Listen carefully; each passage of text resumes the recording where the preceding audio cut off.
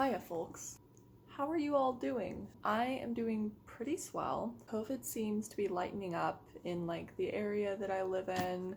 I've done a bit of rearranging, as you can see from this new giraffe friend, and these little kind of English garden looking fake topiaries.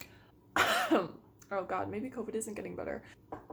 I have my second mimosa of the day, and things are finally starting, I think, starting to get better. I sure hope nothing bad happens now. I hope everybody else is doing pretty swell in this springtime. I finally read Sense and Sensibility by Jane Austen. I absolutely adored it. You know, I was a little bit intimidated about tackling something this big on my own, especially when in the past, I have kind of struggled to read Austen and enjoy Austen and perceive Austen outside of a classroom environment, but this was easy. I think I might be getting to be a better reader or something because I didn't find this very difficult at all to keep track of. I did have to remain engaged with it at all times. You can't just start space outing. You have to always be thinking and making sure that you're understanding everything, but I think that this is probably up there with Pride and Prejudice as my favorite Austen. This was the one, I think,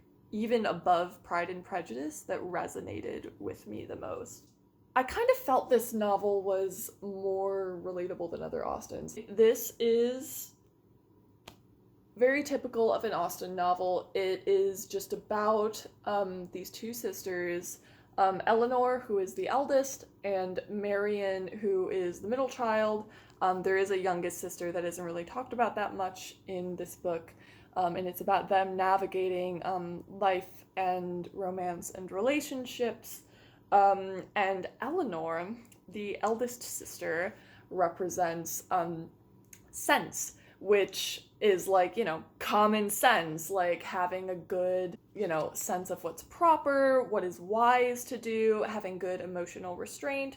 She is very much the kind of cautious, reserved, repressed older sister. And Marian, the younger, is representative of sensibility, which is more kind of this you're in tune with your senses, you're a romantic, you have spectacular ideas of what life ought to be, and you say what you feel as soon as you feel it. And it's just about them navigating their life and their relationships.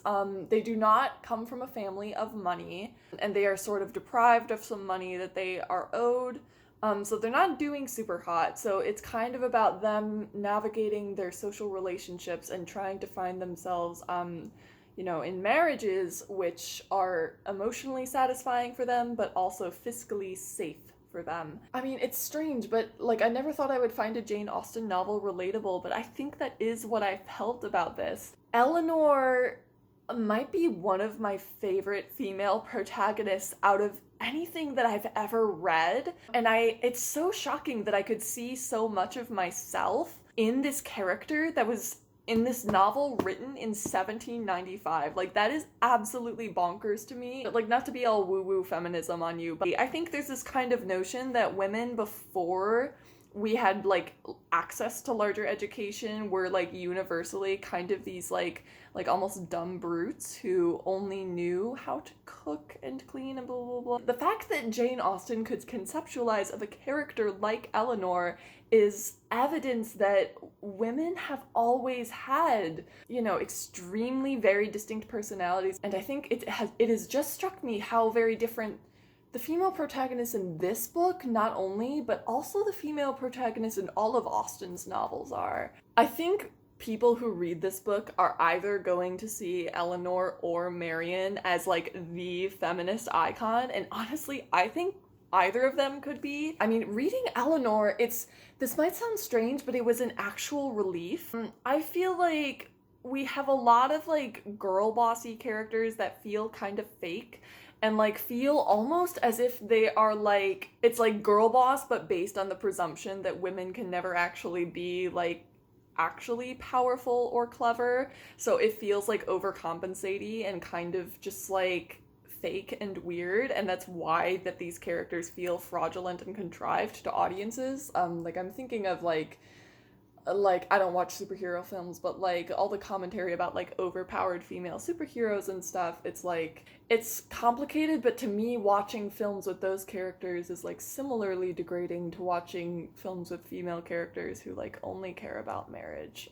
In fact, it's almost more degrading because it feels like it's hidden behind a smokescreen of like, you're supposed to like this, you're a modern woman, right? But Eleanor is this brilliant, like, first of all, she must be a Capricorn. She simply must. She is this just incredibly practical, very emotionally controlled, very emotionally mature woman. She is out here, like, doing her family's, like, finances and, like, explaining to her mother, like, no, I've run the numbers and we can't afford to get that cottage. We have to keep looking and to find another one. She is like doing her family's finances. She is trying to talk sense into her sister when her sister is trying to run off with like every attractive fuckboy she meets. But at the same time, on the down low, Eleanor is like putting out feelers and like trying to ask about these men that her sister is getting involved with, trying to see how she can protect her sister, but she doesn't make a big show of it. I felt like Eleanor is the true picture of what like a really like well fleshed out female character would be. I was not expecting to see like so much of, you know, myself and what I can be and sort of what I want to be in a Jane Austen character. This is very much Eleanor's book, I think, and it's a good thing too because she was the character that I wanted to see the absolute most out of. And then Marian, I think a lot of people will also really like Marian just because her standards are freaking sky high. She literally, there's a quote here on the back of this book that's like, it's like, the more I know of the world, the more am I convinced that I shall never see a man whom I could really love. I require so much. And first of all, Marian is literally me like a year ago. I was very much of the mentality of like, well, if I can't find somebody I like, I will straight up stay single forever. Like, I am that stubborn. I'm busy. Like, so if I'm going to make time for somebody, they better be worth it. I feel like Marian, in a strange way, is like kind of like also a role model character just because she has these, you know, sweeping notions of what she wants for her life and what she will accept. And I mean, this is kind of strange, but I did really like how judgy she was of other people. Anybody who was less than cultured, she really looked down her nose on, and like, I'm not sure why I liked it so much, but like, I thought it was like a little bit refreshing. I mean, I feel like people don't discuss like whether someone is cultured or not as like, you know, like a thing that you think about when you judge their character. Watching her arc from being this just like almost kind of delusional character into somebody who, okay, is like a little bit more grounded in reality and is still doing her best to find happiness grounded in what she has. So instead of ending up with nothing because she is like chasing this impossible deluded ideal, she understands what she has and how to make happiness in that, so she marries her sense with her sensibility. It's good. It's very good. And I do think that Marian's high standards and kind of like, you know, hoity-toity like demeanor is like weirdly, I feel like it is weirdly empowering because I feel like we don't really have like a ton of like snotty female characters outside of like Amy from Gone Girl.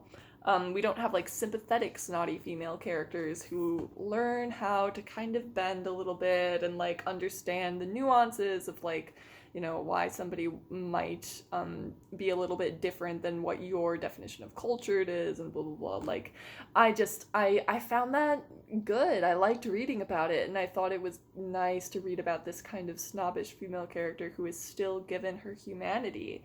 You know, because of her idealism, she ends up getting taken advantage of by this, like, fuckboy character, John Willoughby.